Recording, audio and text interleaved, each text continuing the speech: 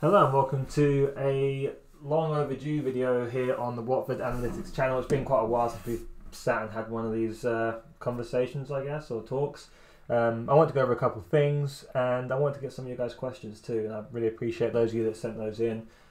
Before I get to, there's been quite a few questions and there's some more in-depth ones, so we'll maybe kind of spend a little bit more time on that than I was originally planning, but I want to talk about a couple of things as well, just kind of general things that have been happening at Watford. Obviously, we've got a fair amount to discuss in terms of Bilic, just personnel in general, recruitment side of things, as well as a couple of other maybe controversial topics. We've touched on a little bit previously, but it's happened again this week, so I thought it was worth discussing it. And yeah, so I thought we'd just kind of go over that. Now, first of all, I think we'll talk about, I'm going to start with the intern thing.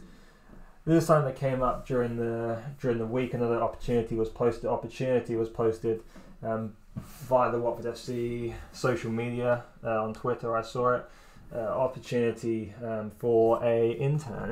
I'm just going to open it up just so I don't misquote anything here.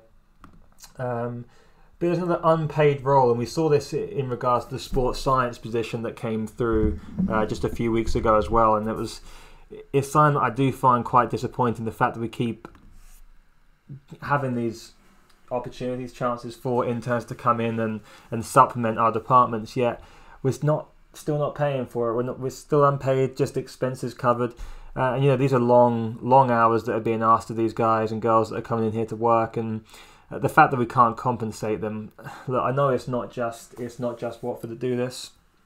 I get that it's a problem in football in general, but obviously we're Watford fans and we're talking about Watford, but it's just not good enough. I know people that have done these roles. I've spoken to people that have done these roles at Watford itself, from various departments, and it's exactly what you expect. It's overwork, spread very thin. You have to be available evenings, weekends, as it states.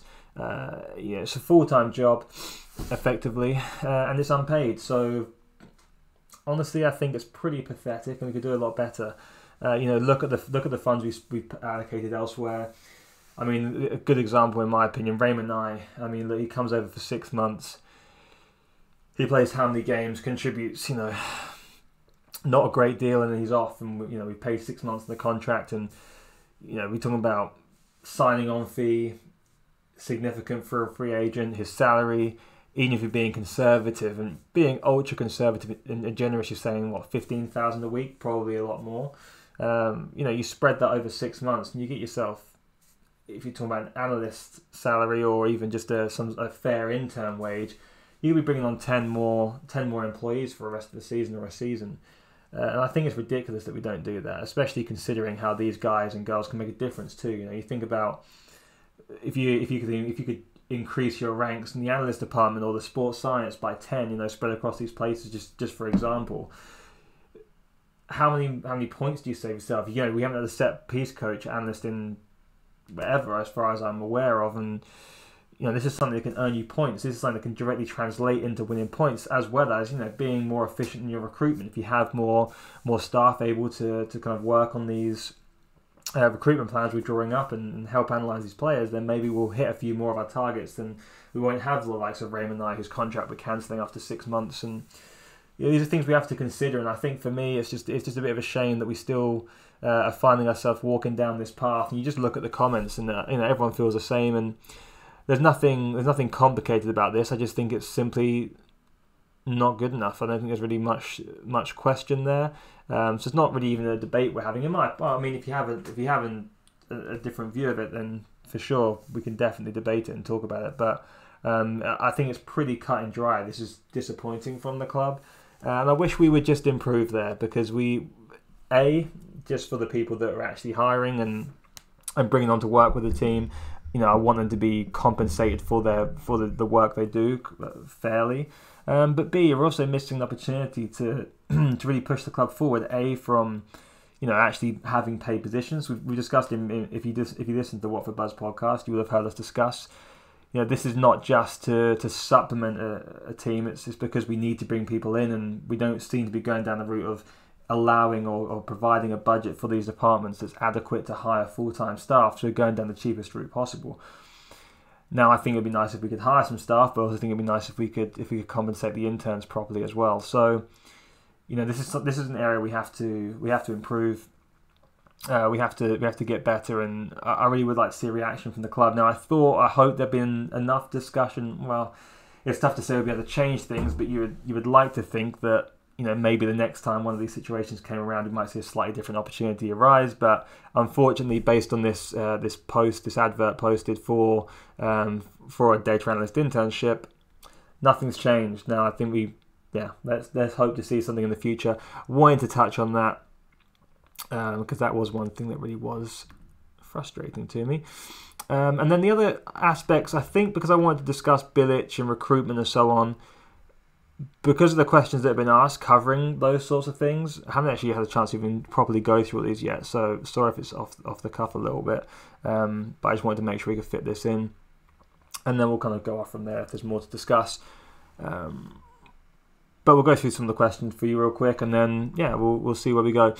So first one from Ed: would it be too soon for recruitment and personnel? Would it be too soon personnel and recruitment wise if we were promoted this season? How much impact are Manga and Costa having? How much could they have closed season player wise, coach change wise, possibly? My sense is we're 2 or 3 windows off from where we want to be. Thanks. Well, thanks for the question, Ed.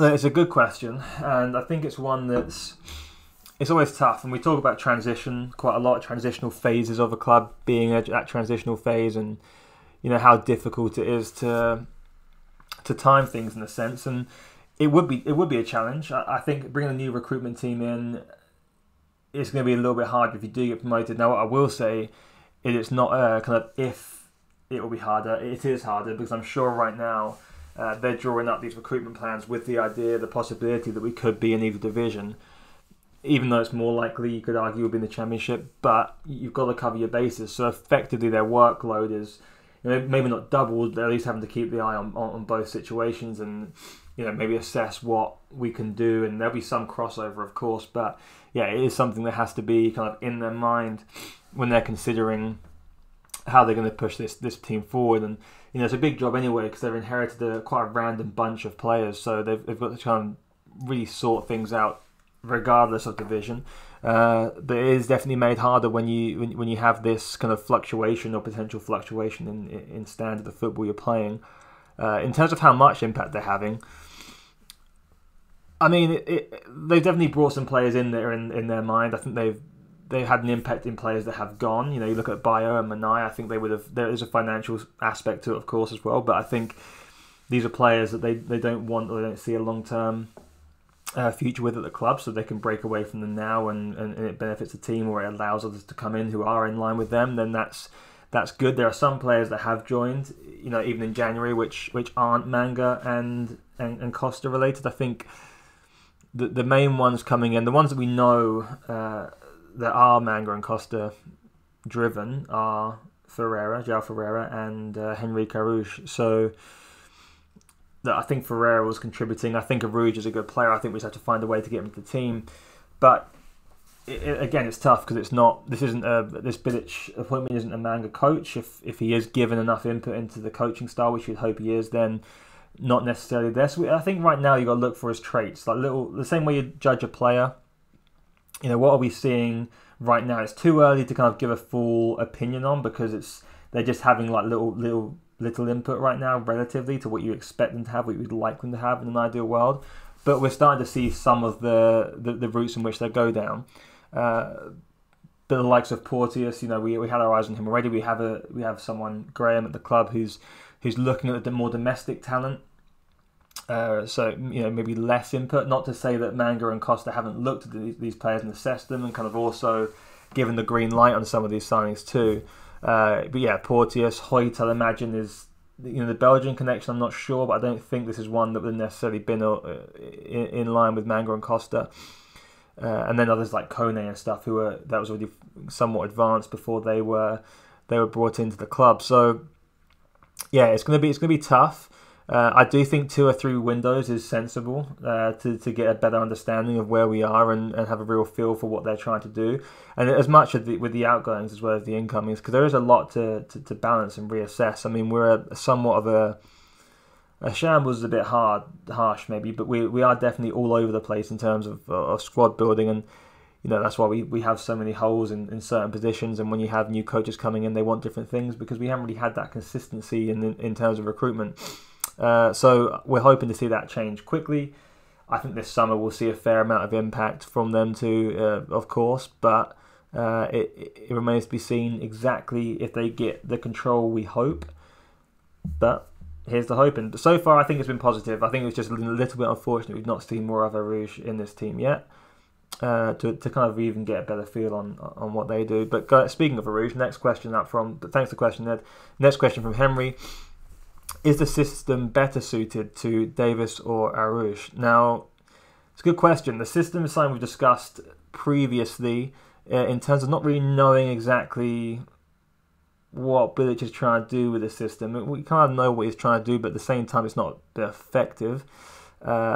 So I think we have to look at in terms of how Bilic plays. He's not the most tactically astute. It's not really his coaching style necessarily. He's trying to get good players on the pitch. Of course, we want to do that, and we have effective players. We have offensive talent in the team.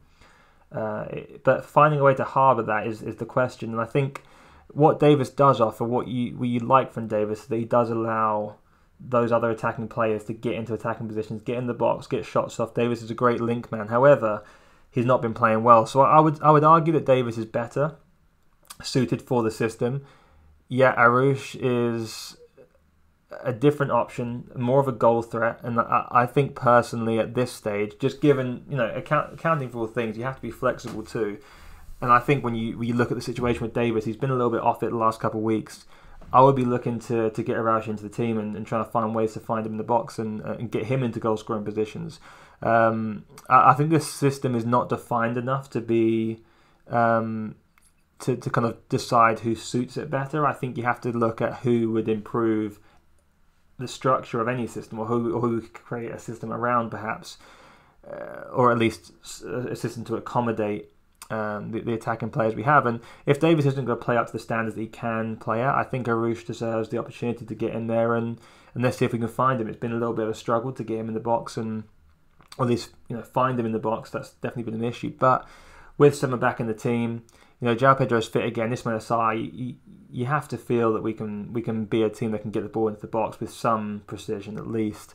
And Arouche has to also be able to find the ball himself too and get shots away. So it's a little bit up for debate, but I think I'd like to see Arouche. And there's been some questions about physicality and so on, but let's see. I mean, coming on in the game he came on against Burnley, which is the last kind of time we saw him and where he got a lot of that criticism, I think it was a tough situation given the fact we were trying to hold on to that lead and it just didn't quite work. Mikey, not really a question, but I appreciate that. I'm glad that... Oh, it's nice to hear you missed them, so I'm glad we can be doing these again. Alright, Nick. Do you feel Watford is transitioning towards something, or is the club lurching along and reacting? This season feels like complete transition. Recruiting, roster, coaches, fans' attitude towards Pozzo, Duxbury reduced public profile. It doesn't look like there's a goal. Now, I think that's a fair summary of kind of how a lot of us feel in regards to this season in particular. It has been a season of transition. And the question as to whether we're working towards something is really difficult to answer in a sense, because it does rely on some of that input from, you want to hear from Gina, you want to hear from Duxbury, and to kind of really feel like we know where we're going. I think we always have to, the problem with being a Watford fans recently is that so often it feels like we have to read between the lines to get information about our own club, or at least try and understand what we're trying to do. I do think we are. I think that the appointment of Manga is something. It's more of it's a slightly different appointment than the kind of typical technical director we'd have gone for before, head of recruitment, however you want to define it. We're allowing him to come in, hopefully with some authority. The fact that he joined would insinuate to me, or indicate to me, there is some level of increased agency within within that role, given the fact I don't think he'd left his previous position, or at least come to us over anywhere else, had he not had that agency and authority to make some level of decision and restructure things fully, because it does require that. So I'm going to say that's something positive. Now, on the other side of things, we also felt like that when we brought in Rob Edwards, and clearly we went kind of half measured with that, and we kind of got burnt for it and things didn't work out. So, hopefully we don't go down a similar route. Hopefully Manga is more of an established situation, and it's not something we're going to move on from so quickly, and we give the chance to see if we can transition. There is a level of reactivity to us still, I do believe. I mean, you look at the coaching situation in itself. It's not necessarily something you can say is fully planned. And going back to Ed's question earlier on, we do have to look at this as a kind of a couple season project, I think. But if we keep seeing incremental improvements or steps in that direction, I think the next step we're probably looking at to see that is obviously recruitment in the summer, but also what we do with the head coach. I think that'll say a lot in terms of what we plan to do, and it's tiring talking about head coaches again. But this season has been one of those weird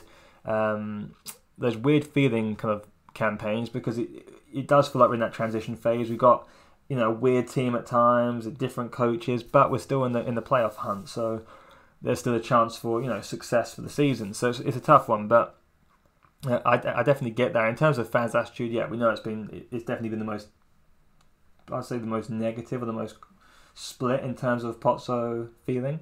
And then Duxbury, the Duxbury profile thing's weird. I still think it's strange.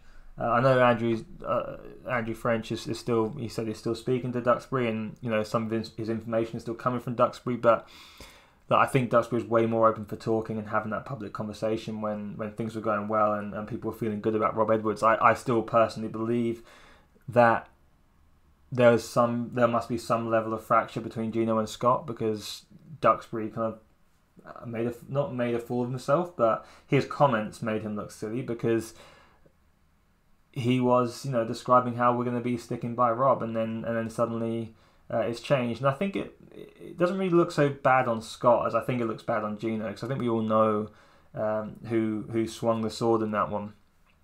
But yeah, fingers crossed, Nick. I hope we are transitioning to something. But then again, I'm an optimistic fan, perhaps. So, but no, I do think there are signs and indication that we are trying to, at least, even if it's not maybe as drastic as we'd liked or as early as we'd have liked. It's not the ideal situation, but I think there is something to cling on to for now. Charles, is JP as good as gone? Is João Pedro, I should say, as good as gone in the summer? Do you feel like captaincy and Manga effect could keep him for a big run next season? Yeah, okay, so I think with João Pedro, I would be surprised if he's here next season. I think if we get promoted, there is a chance that he stays, of course. His contract situation is favourable towards us, although we don't know what verbal agreements or what other stipulations there are within that contract. There is obviously interest from other clubs. There has been for a while. I think if we win the Championship next season, 100% he's gone, which he should be in that stage, I'd say. And I think there's even an argument for selling should we get promoted. I think my opinion is sell into the hype, always sell when the price is high in this sort of situation. I think João Pedro is a great player. I think he's going to get better. He offers a lot. He's our best player, and he would offer a lot for us in the Premier League. He would definitely help should we go up. But we're a club that's looking to progress as a club.